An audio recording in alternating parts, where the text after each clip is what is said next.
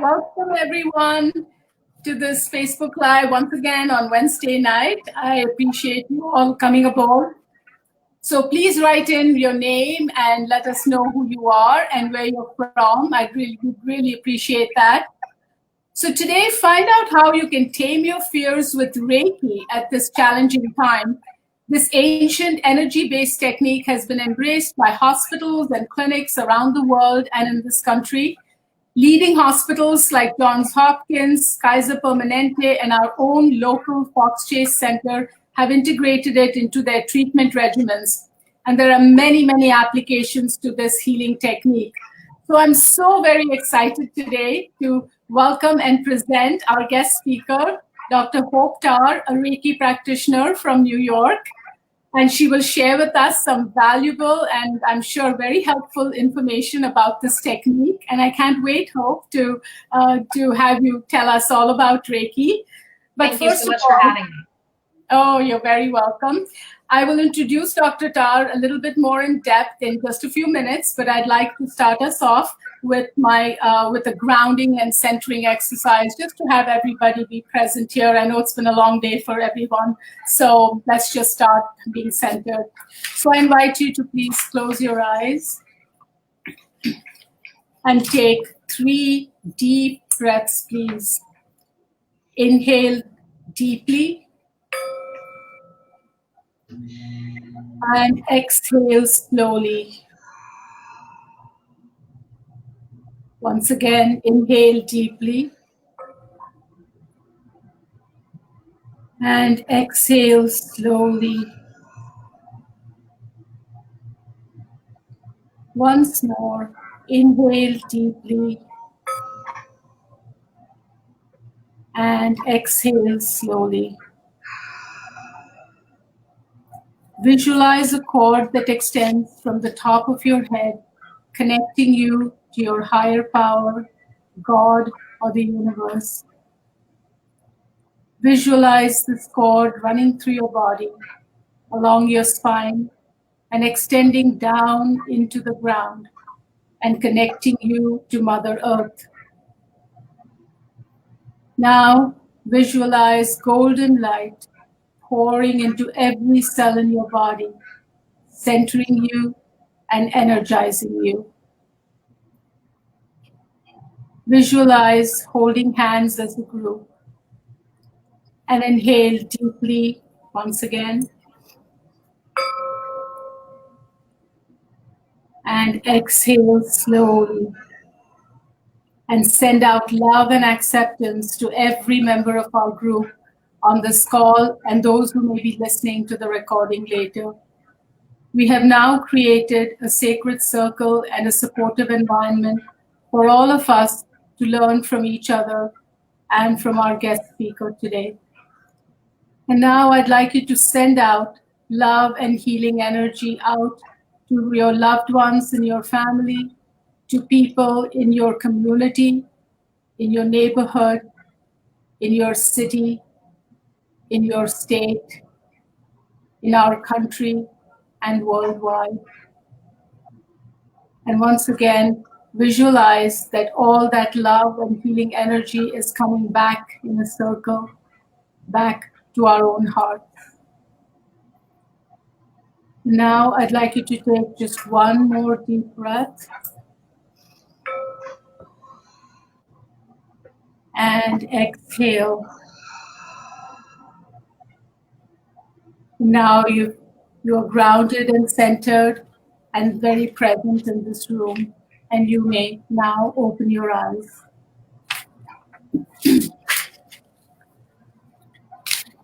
Okay, so I'm really excited to introduce in full Dr. Hope Tarr. She has a master's degree in developmental psychology and a Ph.D. in education, both from the Catholic University of America. A Reiki practitioner at the master level, Okuden, which is the 3rd degree. Dr. Tarr is the founder of Hands of Hope Reiki, a boutique Reiki energy healing practice based in Manhattan, where she sees a broad range of clients from those recovering from cancer and major surgeries to others seeking relief from anxiety and greater peace of mind. A true Renaissance woman, she's also the author of 25 novels.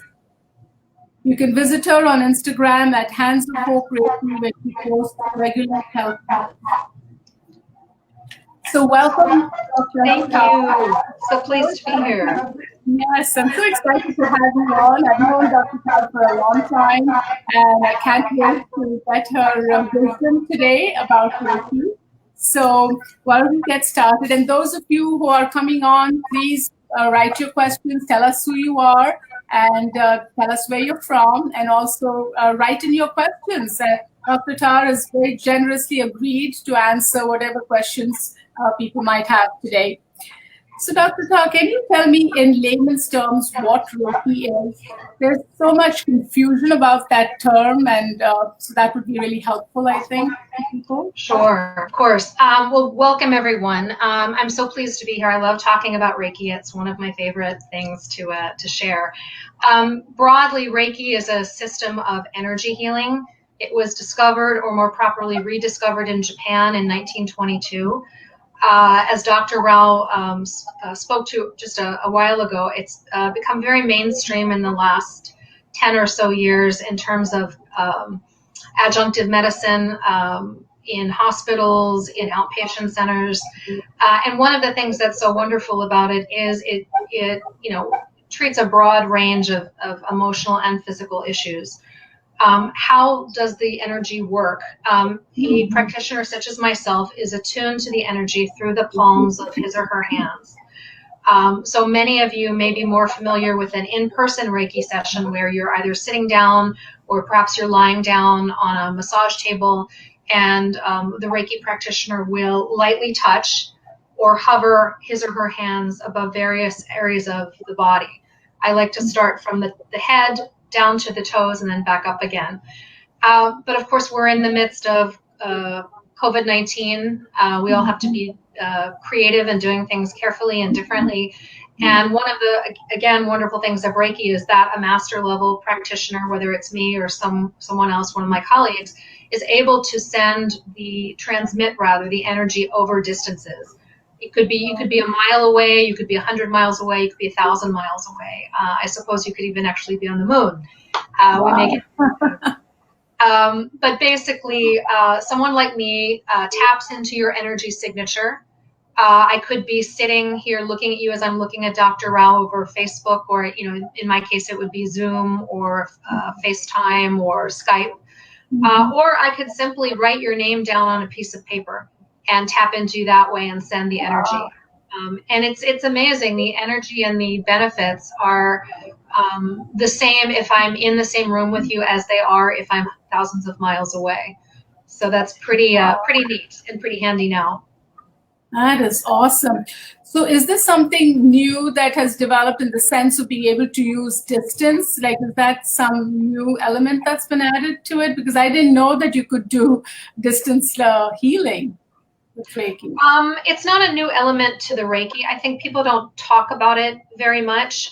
You have to be a master level practitioner in order to do that. You have to be attuned to a certain sort of system of symbols that you then use. So, there are a lot of people who are wonderful practitioners who stop at first degree Reiki. And they, can only treat people, physically hands-on, but that can still be very, very powerful. Second degree Reiki, you learn how to do some distance treatment, and then at the master level, you really sort of bring it all together. Oh, okay. That's really good to know, because I had no idea about that. I thought you had to be in person and have the person hovering, because I've had, I learned Reiki too, but many, many years ago, and I've forgotten everything about it, but I just did like the basic level. So, and in that, they certainly didn't teach us distance learning, so I didn't even know it existed. So, yeah, that's really helpful. So I just want to welcome Mary is on the call right now. Welcome, Mary. If you have any questions, please write in. Dr. Tarr will be happy to answer at the end of her presentation. So why has Reiki become so popular and mainstream, which is really interesting? That's an interesting finding for me. It is really interesting, and it's heartening. I think there's a short answer and a longer, slightly longer, more interesting answer. So I'm going to try to touch on both. I mean, the short answer is it works. Yeah. It works in the sense of, it's an intelligent energy. So you can, see a Reiki practitioner. He or she may have, varying levels of medical knowledge, but the energy sort of knows where to go. And it always goes to where it is most needed, what the priority is. And what the priority is may not be what you think the priority is. You can have somebody coming in with terrible back pain, and it's really that they're stuffing their emotions down in their lower back. So it's probably, in that case, going to alleviate any emotional trauma before it alleviates the actual back pain. So that's the short answer. The longer answer as to why I think there's such an appetite for it now, even on the East Coast, is I think collectively and individually, we are all hungry for healing. Just as we're examining all of our institutions now, our political institutions, our financial institutions, our, of course, law enforcement institutions. Many people are looking at the way medicine is now set up, managed care, so popular. And it's left a great sort of hole of satisfaction. I'm going to tell a little story on myself and give my age away a bit, because I remember as a child when my pediatrician made house calls. Wednesday was his day, and he would get in his Lincoln, beat up Lincoln, and he would drive out in his three-piece suit, like a perfect Edwardian gentleman, and he'd come into the house with his big medical bag, and I knew it was all going to hit the fan then. But in that sense, doctors in that tradition really were holistic healers. Everybody was a holistic healer because they didn't look at us as just a set of symptoms. They looked at the whole person. What's going on in your home life? What's going on at school? What's going on in your marriage? Are you, this child has a stomach ache. Is it because she's being bullied at school? So everybody, good doctors were essentially all holistic healers. Well, now, of course, the way the financial rewards of medicine are set up, that kind of spending time to get to know the patient as the whole person, mind, body, and spirit, it's passe, it's gone. Doctors who try to do that are punished often in managed care. The metrics that they're measured by, how quickly do you turn patients over? How many patients can you see in a day? Is not necessarily to the best benefit of their work-life balance or our healing. And I think more and more of us are craving partnership. We're craving connection.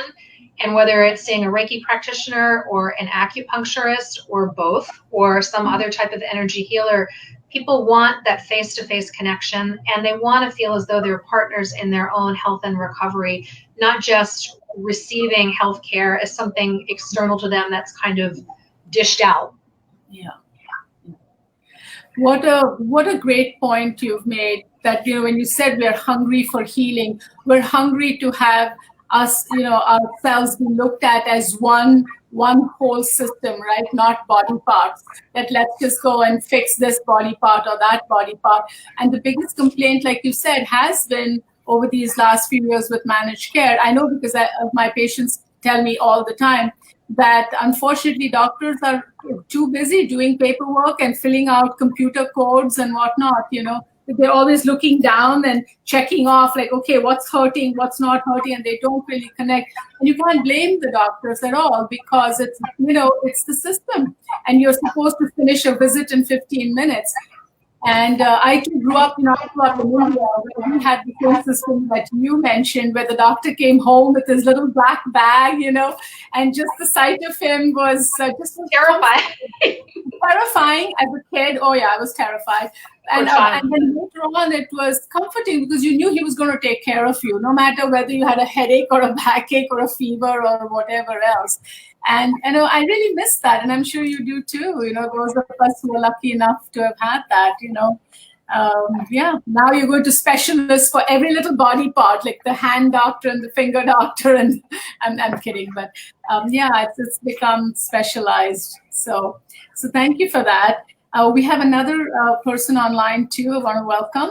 Hi, Apolline. Welcome today. And please write in if you have any questions. Dr. Tarr will be happy to answer them, she says. So feel free.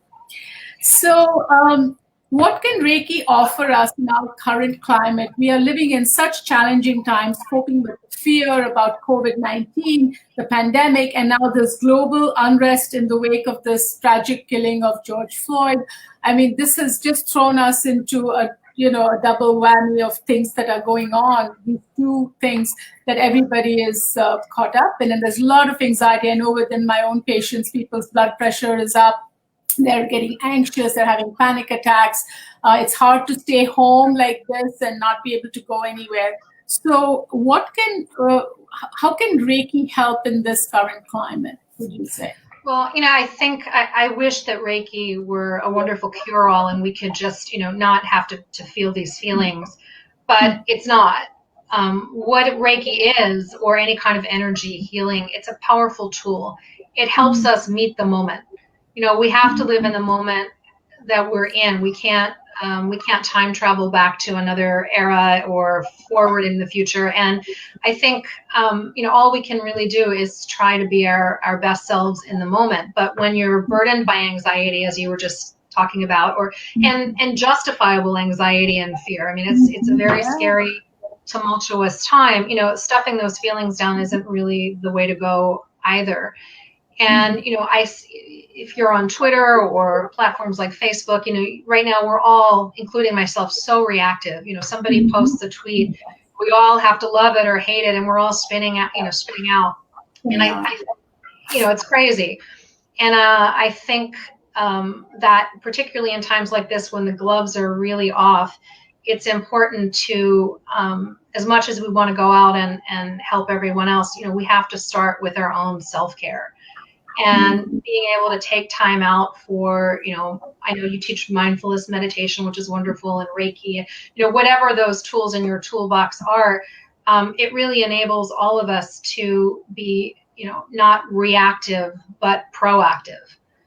We can't help anyone, let alone ourselves, if we're just, reacting to everything, or we have a monkey brain sort of chattering on where, even when valid information comes to us, we can't process it.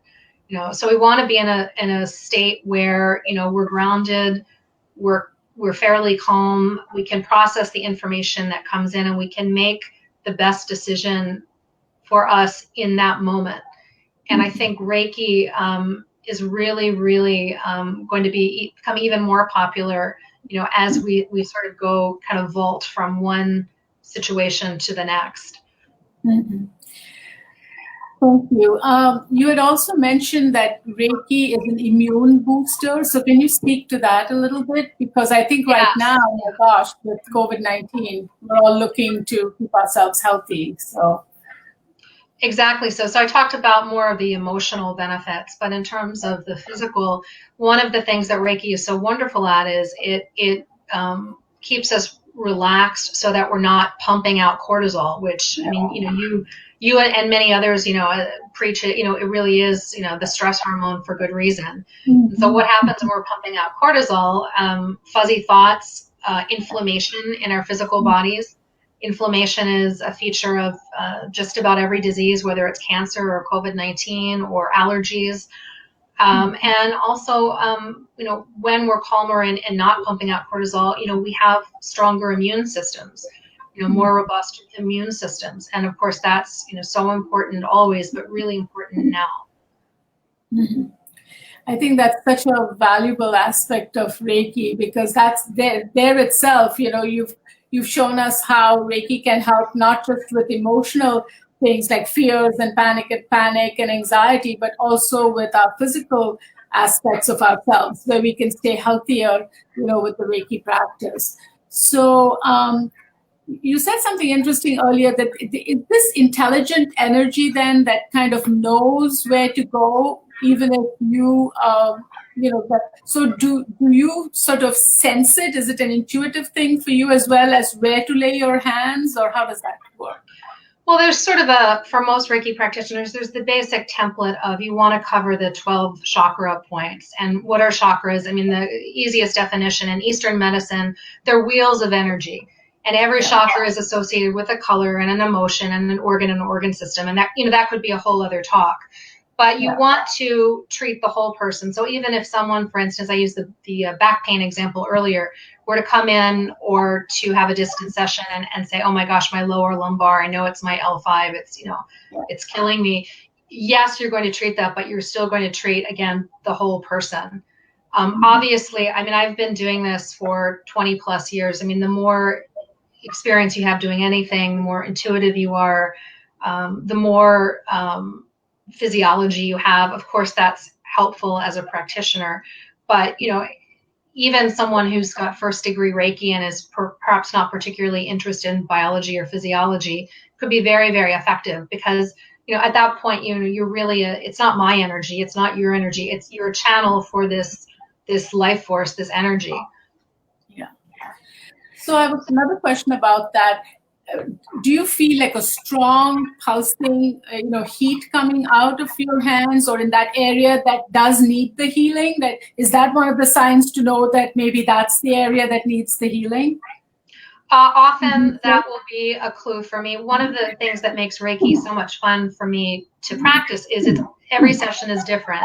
Even if you're a client who I've treated many, many times, every session sort of has its own nuances.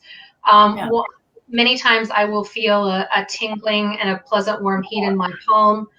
I will have clients tell me that they feel tingling or warm heat.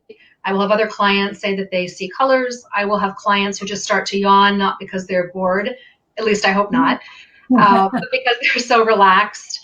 And there's some people who really feel nothing at all beyond, relaxed and more clear. And that's okay too. There's no right or wrong way to experience Reiki. But yes, those will be clues for me. Sometimes I can, with my physical eyes, I can see shadows and energy blockages, and then I will go there. But so it's very interesting. It really is an art. Yes, yes. So when do you know that it's time to move from that one area to another area? Does the intensity of the heat reduce or something? What are the clues you get from that? That's a great question with not a straightforward answer. In some situations, it could be that the heat my hands start to cool. Sometimes my hands light up bright red, and sometimes, sometimes they may feel cold. But it's very interesting from my end, because it's really something that it's not that I'm dishing it out. I mean, it's a relationship. It's an exchange of energy. I think, sometimes people will start to get antsy. And that sometimes the antsiness is a good thing, because I know that there's a blockage, could be in an organ, it could be in an organ like your liver, because, and I happen to know this person has been very angry. They've just had a terrible argument with their spouse. Or I may see sort of the shadows. Women particularly hold a lot of our disturbed and angry feelings in our upper thighs. And when somebody starts to get maybe a little twitchy in an area, I really try to encourage them to work through it versus have me move on, because that's usually an energy blockage being cleared. So when these energy blockages get cleared, does the client get different emotions kind of rising to the surface? Do you find people crying or laughing for no reason, they don't know why, or anything like that? Like in some energy techniques that happens, you have an reaction. Sometimes. I mean, it depends on the person. Really gregarious, outgoing people can get very quiet, very introspective, very somber. People who have been very quiet can just start, laughing or talking very rapidly. A lot of times, I'll see, the body language when people start to shift and get antsy. It usually, again, tells me that I'm close to where I need to be to work through things. I've had people cry. I've had people, sobbing on the table. I've had people who really just go to sleep. So it's the whole gamut. Yeah. Thank you. It's so fascinating. I mean, I could sit and talk to you all day about it. So many questions come to me about that. But can you give us an example of a client who's benefited from Reiki? that would help us to? Sure. So understanding that this is one example and not a universal experience. This was a client, a new to me client, who started seeing me at the end of March. She contacted me. She had a sore throat. She was very scared, justifiably so. She had a sore throat. She had a persistent mild headache, and she had a low-grade fever, like 99 degrees Fahrenheit. And she was very concerned that she might have COVID. And of course, this is March, so that, there are no test kits routinely. Yeah.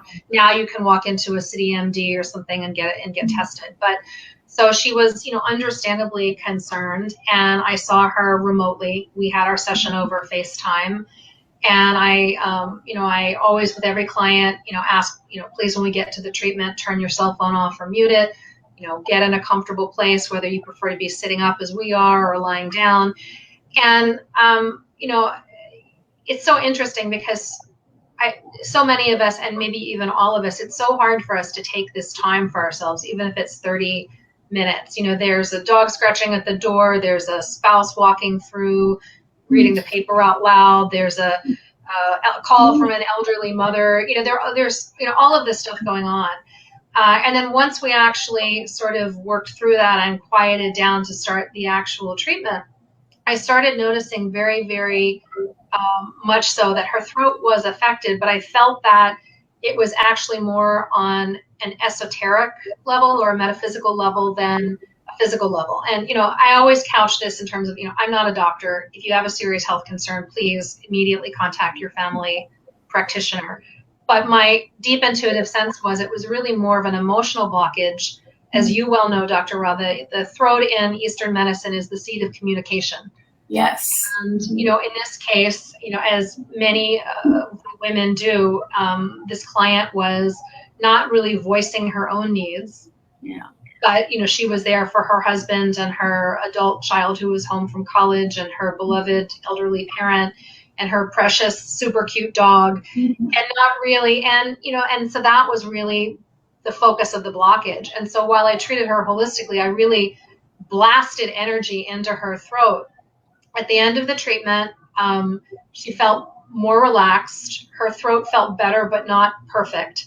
I said, I suggested some other things, drink some warm lemon water, with some honey, drink some tea, with a little turmeric in it, and I'll text you tonight and check in on how you're doing. And the wonderful thing was, before the evening came and I could check in on her, she had circled back with me and said that her sore throat had, within 1 hour, completely resolved. Wow. And it did not come back. So that is not everyone's experience. I don't want to represent it as everybody's universal experience, but it does give you a really vivid example of what the possibility is. Possibility. Most people with Reiki, or whether it's life coaching or therapy, it's more of a slow burn. We don't brush our teeth once or take a shower once and, feel that we're done for the rest of our lives. Yeah. And, for many people, it takes a few Reiki sessions for the relaxation they experience in the session to be more lasting. But yeah, I love that example, and she's doing very well, and I'm very pleased. That's awesome that you were able to get her to get that relief in one session, you said, right? That was really remarkable. Yeah, so it must have cleared out the throat area for her. Exactly. Yeah, that's great. You have, let me just see who else is on the line here. There's Liliana. Welcome, Liliana. She says, hi, Dr. Rao. Hi, Dr. Tarr. How does Reiki work with helping cancer patients heal and get into remission quicker? And how long does a distant Reiki session last? So if you want to answer the question now, you may, or if you want to wait, you can. So I'll leave that up to you. But I would just want to read your question. I'll answer it now. Hi, Liliana. I know Liliana. Thank you so much for coming to support. We really appreciate it. The brief answer is Reiki will potentiate, any sort of cancer treatment, any chemotherapy drug. It will help with the effectiveness of that drug, but most importantly, it will really help with the side effects. people who are experiencing nausea, vomiting, weight loss, inappetence. I'm not, it's all very individual. So I'm not saying that nobody will ever have a bout of nausea, but it really, if you have consistent Reiki while you're going through chemotherapy, and actually my first clients when I set up Hands of Hope Reiki were both cancer patients, cancer survivors. Wow. One who had survived a really intense surgery, and one who was finishing up chemotherapy difficulties with the aftermath of chemotherapy more so than the original cancer. So, it really will, if you do it consistently, it will help sort of take the edge off. There are even times when sometimes I will go while somebody's having the chemotherapy and lightly lay or hover my hands, like stand behind their chair. How long are the sessions? Ideally, for a first session, an in-person session should be an hour, ideally. We're not living in ideal times. I do the distance Reiki sessions or remote Reiki sessions for 30 minutes, not an hour. I find with clients, it's harder for them to maintain focus and relaxation remotely than it is if we're in person. So, I will recommend in that case doing 30, once a week versus, 1 hour session and then I don't see you for a month. So, sometimes these little 30-minute sessions spread out are very, very powerful. Well, thank you. And thank you, Liliana, for the question. That was a very good one. And I had no idea that it could work with cancer patients. I mean, I'm blown away with that. That's really, really awesome. That any help people can get, to cope with the side effects, I'm sure goes such a long ways. So, wow. I'm learning quite a lot today about Reiki that I didn't know. So, can you give us what can a client expect from a typical Reiki session in general? What happens, like if they, yeah. Well, as I said earlier on when we started, Reiki, in-person Reiki, at any rate, it's a light touch or a hovering. Yeah. You typically would wear loose clothing, comfy clothing, could be what we're wearing now, could be yoga outfit. The only clothing that I will absolutely ask you to take off, or accessory rather, would be glasses. I take mine off too. Glasses are another way we sort of veil ourselves. Yeah. With a new client, an introductory client, I always like to do a 10 to 15 minute sort of sit down to get, whether it's a medical history or I really want to kind of know you as a person, what's going on with you, what do you want to be going on with you, what are your goals for the session, what are your goals beyond the session, and then we get started. I play, God bless you, soothing music, Reiki music, a new age music, if you will, and I ask you if you're comfortable doing so to close your eyes, which is pretty standard. You don't want a lot of distractions. I always immediately, and I think any Reiki practitioner or hands-on practitioner worth his or her salt should sort of gauge the comfort level of the client. Is there any place you feel uncomfortable being touched? For the breast area in a woman or genitalia, I will always hover. I will never touch. So those types of nuances, if you feel uncomfortable, at any time, speak up immediately and I'll stop immediately. I think people really need, for a first-time session, really need to have that kind of assurance that it's a safe space. The session will either be an hour long or a half hour long. I practice, again, the standard format. I like to start from your head. If we're doing an hour, go down to your feet. So I clean all the energy. And then the second half hour, I bring all the cleaned energy back up. And then I end on your heart chakra, which is, of course, in Eastern medicine, more so than the brain, the seat of everything. Yeah. And that's what you should expect to feel relaxed. You should expect to perhaps feel, if it's been a powerful session, a little out of it for a while. You don't want to have a Reiki session and then go jogging or go play tennis or something. I mean, you really want to have a session when you can relax for the rest of the evening. And people seem to really respond to that. I think the greatest challenge for me as a practitioner is getting people to unplug. I know I am so challenged with that myself when I'm not working on someone. But one of the another downside, I think, of the COVID-19 and the sheltering in place is that we're not less plugged in, we're more plugged in. And we're not always plugged into great stuff. And we have to, I think, give ourselves the permission that, when we hear that data sound, that ding, we don't have to race to see who just posted on Twitter. Or if your mother's calling and we're in the middle of a session, you could probably call her back in 10 minutes. It's going to be okay. It's almost like we're Pavlov's dogs, racing to ding the bell. Thank you.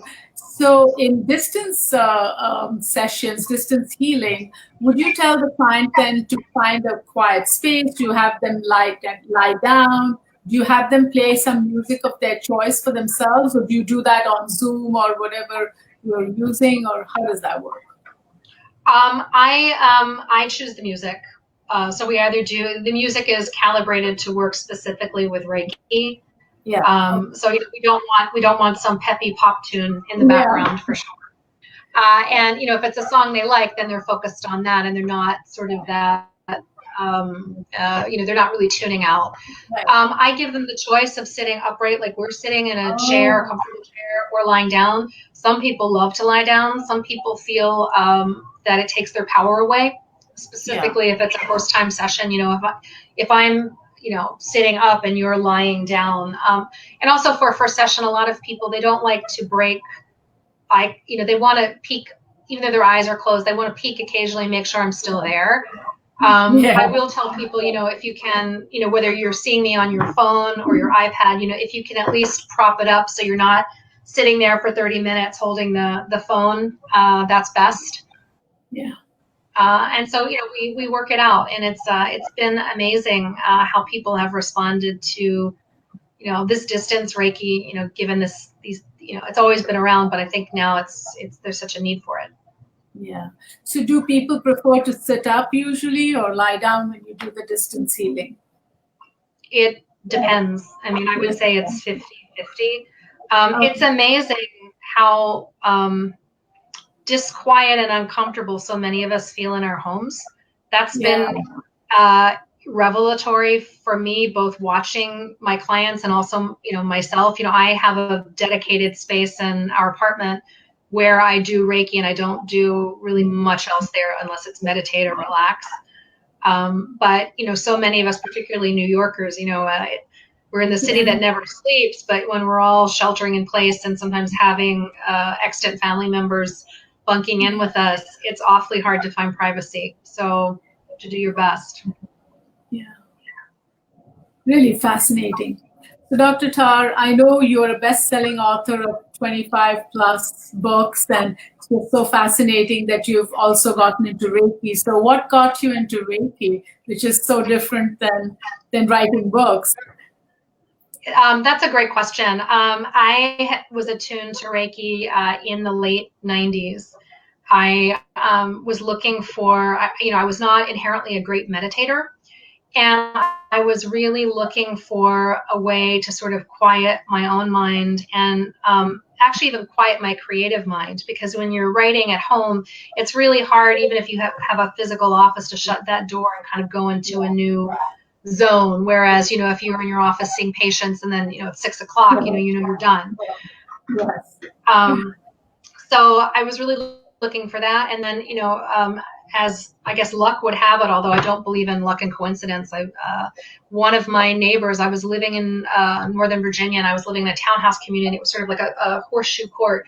And one of my neighbors, and somebody who came to be a really good friend, who was a paralegal at the time, was going through her own Reiki teaching, education and apprenticeship, and studying for her, her master level teacher certification. And she started offering courses in her home to those of us who were interested. And I took Reiki 1, introductory Reiki, and I was hooked. And I would say within about 8 months, I had I'd done the 3rd degree Reiki, the master level. Oh, and that's really awesome. It's been great. And it's not just for, I have to put in a plug for the fluffies. It's not just for people. Animals love Reiki typically. They respond to it. Yeah. They don't have our limiting belief system, so they're very receptive to it overall. So it can be, again, a great adjunct for veterinary care. Yeah. Wow. There's so many applications to Reiki that you've shared with us today. Thank you. Is there anything else that you would like to share that maybe we haven't covered yet? We have a few minutes left, and then I know you're going to share with us a Reiki, like a mini Reiki session for the group. I think our group would really enjoy that as well. So if you want to share anything else that we haven't covered, maybe this might be the time. Yeah, I mean, just really quickly, sort of a parting takeaway thought. The Benjamin Franklin quote, "An ounce of prevention is worth a pound of cure." As part of this hopefully renewed focus on self-care and mindfulness, I really would love to see all of us not wait to have, some big external labeled problem in order to seek help, whether it's, coaching and counseling or Reiki or some combination of those things, acupuncture. I mean, maybe not everybody wants Reiki, but I think it's so important now. And again, we can't fight the good fight and be spiritual warriors if we're bogged down in our own fear and anxiety. So with Reiki, it really helps us restore our equilibrium, our balance, body, mind, and spirit. Because I think we're not human beings with a spiritual side. We're spirit beings, in a human body. And, that's a challenging thing. But, the more grounded you can be, if you want the metaphor of like a breaking ocean wave, if you run full speed into the wave, you're probably going to go under. If you turn tail and run from the wave, you're definitely going to be wiped out. But if you've got a good balance and you dig your toes into that silt and just let it break over you, chances are you're going to be standing. And I think now we've got a lot of breaking waves over us. That's probably as it should be. But, Reiki is, again, a wonderful adjunct to our toolkit to really sort of be the best we can be in the moment that we have to live in. Oh, wow. Well said. Well put. Thank you. I think you've given us a lot of just wonderful information and very helpful information. And you've certainly broadened my mind in terms of what Reiki can do. I knew it was a really healing modality and I've experienced it, but I didn't know that it had all these other applications. So this was quite an eye-opener for me as well. And I'm sure it's going to help our listeners, as well. So would you like to share with us your, a little mini session at this point? This might be a good time. I would love to.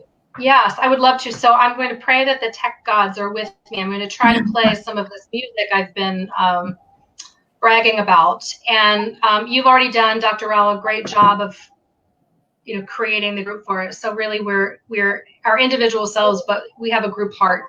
And for the duration of this until 9 o'clock or whatever, we'll be in that group heart. So normally in a Reiki session, I don't talk a lot, but I think since we're meeting in this way, it might be a little helpful. I'm going to, again, play this music. We're going to take about, does 10 minutes sound about right? You'll let me know. Yeah. And we're going to do just sort of like a mini group treat. So like a little taste, an amuse-bouche of Reiki. Okay. So you let me know.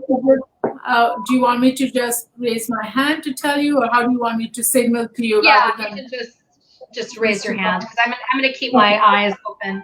So if you're watching this, you have glasses on, and if you can take them off safely so they're not broken, just slip them off. That would be great. I'm going to ask you, all of us, to start with our hands over our hearts. Close your eyes. Take a nice, deep, slow breath in. Hold for a few seconds and release.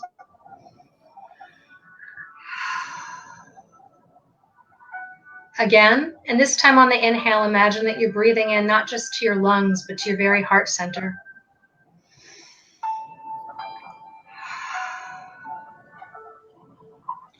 One final time. And this time on the exhale, imagine that you're releasing anything that's worrisome or stressful. anything that's less than complete wholeness and perfection.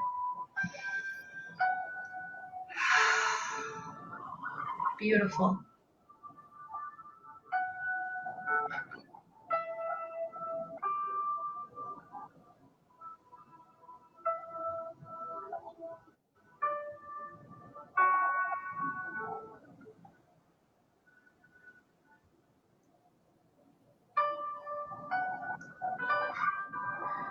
Imagine light, and you can give it a color if you'd like, pouring from above, through your crown chakra, through your brain, over your face, your eyes, your nose, sinuses, and those beautiful immune cells, your lips, the inside of your mouth, your tongue, the warmth sliding over your throat, your Adam's apple, over your shoulders, and coalescing in your heart, knowing that it's not just your heart, but it's a group heart. It's our group heart.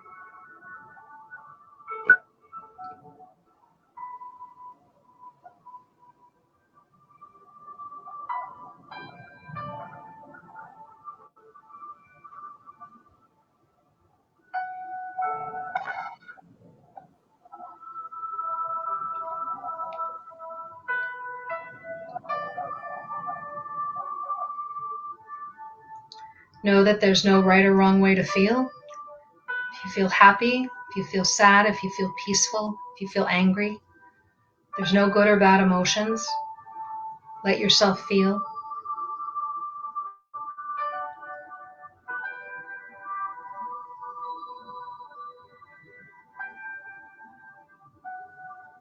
Know that this is a safe space and that your hands around your heart are like a baby's cradle.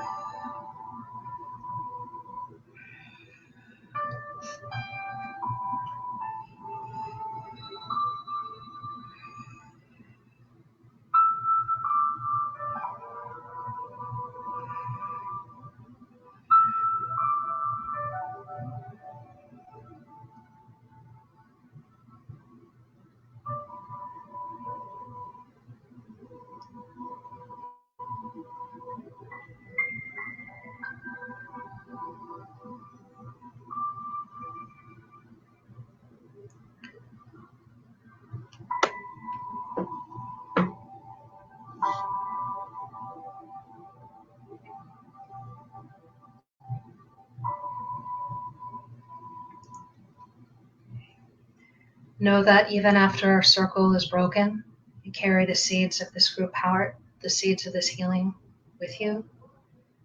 That the past is the past, and this moment now is a new day. Thank you.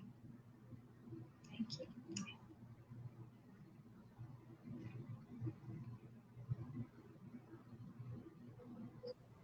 Thank you so much, Dr. Tarr. That was just beautiful. So I'd like to invite people to please write in what your experience was. We would love to know. I know for myself, I felt this incredible warmth, just like really energy coming through my hands and just into my heart, and really a sense of relaxation and peacefulness. I think that's the word, just a sense of peace and overall peace is what I felt. It's just beautiful. And the music was so just really lovely. Lovely. If anybody's interested in what the music is later, I'm happy to post it for you to share. Yeah, that would be lovely. Thank you so much. So if anybody has any feedback, Liliana sends you a heart. Barbara sends you. Hi, Barbara. Good to have you on the Facebook Live. And she's sending you a lot of hearts as well. Beautiful. So I'm sure people will, if they wish, they will let us know. So Apolline says, very calming. Very calming. Yeah. It was incredibly calming and peaceful, and it's just really awesome. Thank you so much. And Mary says, I felt my shoulder pain release.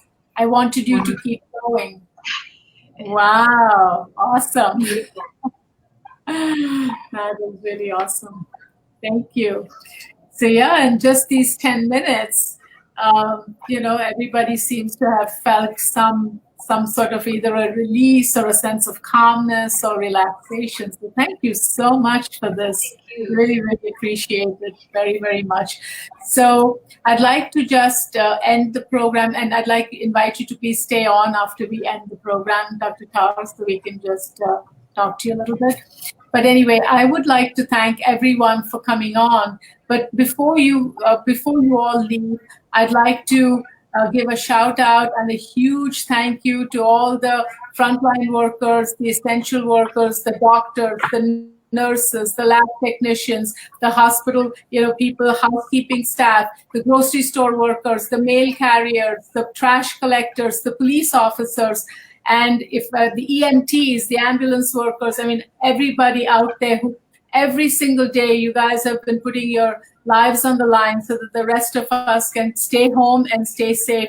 And I very, very much appreciate you from the bottom of my heart. And I know our group joins me in thanking you all for your service and what you've been doing to keep us safe and keep us healthy. Be safe. We send you our love and gratitude and also our good wishes and prayers for you all to stay safe as well. Another shout out is also my deep and heartfelt condolences to George Floyd's family, as well as the families of all the other Black people that have been murdered by, in recent times, Breonna Taylor, Ahmaud Arbery, and the list goes on. And if I didn't mention the other names, it's not because we want to include them. So there's a whole bunch of people. My heartfelt condolences to the families. May all their souls rest in peace. And I hope this is a movement and for change in the world, which is long in coming. And, my prayers and my gratitude goes to all the peaceful protesters out there who are really trying to, make huge changes. So again, my gratitude to everyone out there, and thank you all so very much. And to our listeners and viewers over here, thank you all for taking time out once again on Wednesday night to be with us. And also, Dr. Tarr, thank you for taking time out to come and be with us and help us and share some healing with all of us that is so much needed. So On that note, good night, everybody, and cheers. And I will see you next Wednesday night. Thank you. Bye-bye.